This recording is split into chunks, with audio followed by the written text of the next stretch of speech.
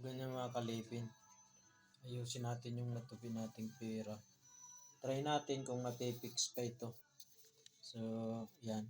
Tapos iipitin ko na. Siguro mabigat na bagay. Daganan ko na lang yung bigat na bagay. Parang ganyan.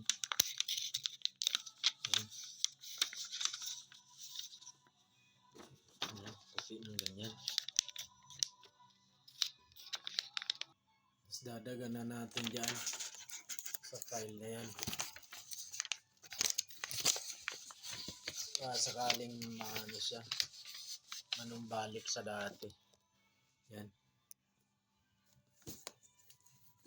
Baka naman magusot lalo.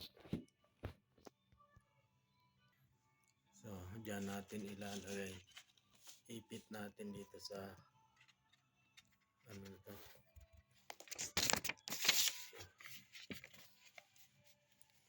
Ayan. Ayan na. Inipit natin dyan. So, tingnan natin. Bukas tingnan natin kung talagang naano siya. Matuwid siya.